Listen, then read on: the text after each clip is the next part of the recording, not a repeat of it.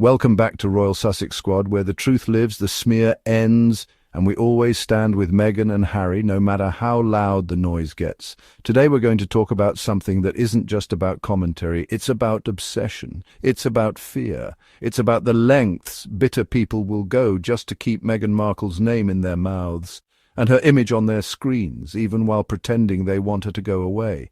But deep down, they know they need her. She is the story. She is the moment. She is the power they can't control. And that terrifies them. Now, the latest hissy fit comes from Alexander Lamon, a man who clearly doesn't like that Meghan Markle is still relevant, still glowing, and still, in spite of everything thrown at her, living her life on her terms. He went on GB News, a network that's become a regular haven for washed-up outrage peddlers, and launched a bitter, unprovoked tirade against Meghan's recent appearance on the Jamie Kern-Lima podcast. And you'd think Meghan went on that show to start a war the way these folks reacted, but what did she really do? She spoke honestly.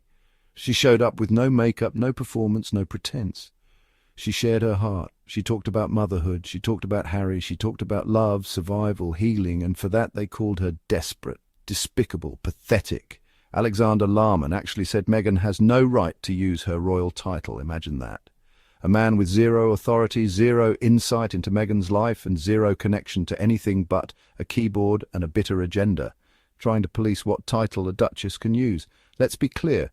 Meghan is the Duchess of Sussex. She earned that title. She wears it whether they like it or not. And the obsession with her not deserving it, that's not about royal protocol. It's about control.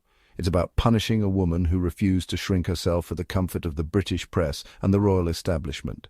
What these commentators really hate is that Meghan walked away and didn't fall apart. They hate that she stepped back from the so-called royal duties and stepped forward into her own power. They wanted her broken, defeated, begging for scraps of attention, but instead she's glowing on global platforms, speaking from the heart and connecting with millions. She's not desperate, they are. Lamon went on to say Meghan is petrified of not being relevant. So the only people desperate for relevance are the ones still ranting about her years after she left the palace. The only ones clawing for attention are the commentators who need Meghan's name in the headline just to get a clip to trend.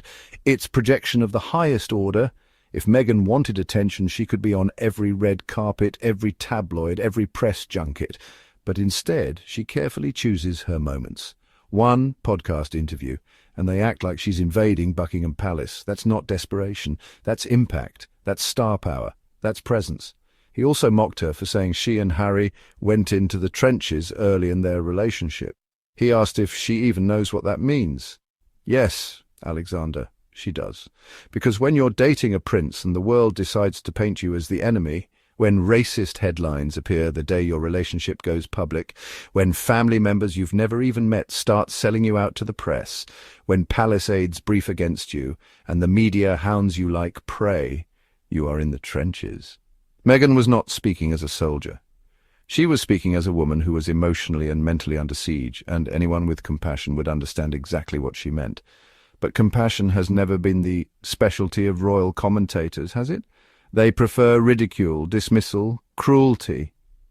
Meghan wiped away tears during that interview. She talked about writing daily emails to Archie and Lilibet, creating a time capsule so her children can one day understand what she felt, how much she loved them, and what it meant to fight for a life worth living. That's not desperation, that's legacy. That's generational healing. That's the work of a mother who knows she's doing something bigger than just surviving. She's creating a blueprint. And then, as they always do, the press dug up some nonsense about Meghan allegedly using her HRH title on a gift card. And even though sources close to her said that wasn't true, that she did not violate any agreement, the story still took off. Why? Because they needed something, anything, to distract from the fact that Meghan's words in that podcast touched hearts. Her truth was undeniable. They couldn't control the narrative, so they tried to bury it under a fake scandal. But it didn't work. It never works, because we see through it. The highlight of the interview, beyond the honesty, beyond the wisdom, was the way Meghan spoke about Harry. She said, "That man loves me so much." And you know what? That moment broke the internet, because despite everything they've gone through, the trauma, the hate, the lies, the betrayal, that love is still the anchor, still the foundation. And it's beautiful. She said Harry does everything he can to protect their family. And that truth is undeniable. It cuts through the noise. It shatters every narrative that paints them as broken or bitter, because they're not. They're strong. They're unified. They are thriving. And that right there is why these commentators are unraveling, because Meghan Markle didn't fold. She didn't disappear. She didn't self-destruct. She cried, she healed, and she rose. And in doing so, she proved that no amount of hatred can outshine truth. No royal rota can kill a dream. No GB news rant can silence a woman walking in her purpose. So to Alexander Lamond, to Patrick Christys, to every bitter keyboard warrior pretending to be an expert, thank you. Thank you for reminding the world that Meghan Markle lives rent-free in your minds. Thank you for showing us how fragile your egos are, because every time you attack her, she only shines brighter.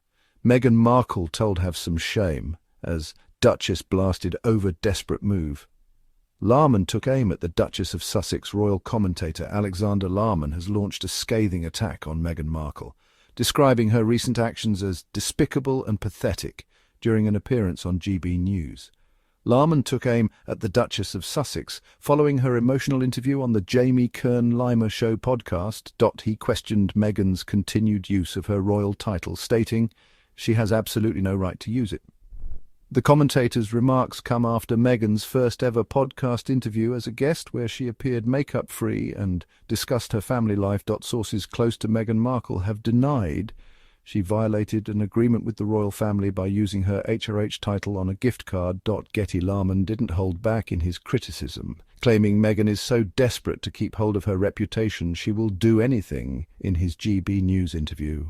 He suggested the Duchess is driven by fear, stating, "To understand Meghan Markle, you have to realise she is absolutely petrified of not being relevant anymore." Patrick Christys reacted with exasperation to the video GB News. The commentator expressed disbelief at Meghan's podcast revelations, particularly her comment about going into the trenches early in her relationship with Prince Harry. Does she understand what that means? Lamond questioned during his GB News appearance. During the podcast, Meghan opened up about her relationship with Prince Harry, saying they immediately went into the trenches when they first got together. The 43-year-old Duchess appeared emotional at times, wiping away tears whilst discussing her family life. Lamond hit out at Meghan GB News. She spoke about writing daily emails to her children, Archie and Lilibet, creating what she called a digital time capsule of memories. Meghan also reflected on no longer feeling the need to prove herself to others, saying, "I am just so done with the prove-it game." The Duchess also gushed about her husband during the interview, saying, that man loves me so much, and look what we've built." She described Prince Harry as someone who is constantly doing whatever he can to make sure our family is safe and protected. And to our squad, if you're still listening, if you've stayed with us this long, I want you to know you are part of something powerful. This community stands for something.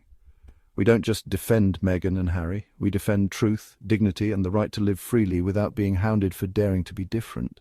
So, if you believe in what we do, if you believe in fighting back against media abuse, if you're proud to stand with Meghan and Harry, please make sure you subscribe to Royal Sussex Squad, hit that like button, and if you want to help us keep this going, show your support through a super thanks, because we're not done. We're just getting started, and every time they throw shade, we'll shine louder. Every time they lie, we'll speak louder, because Meghan already won, and we'll make sure the world knows it. Stay bold, stay true, stay Royal Sussex.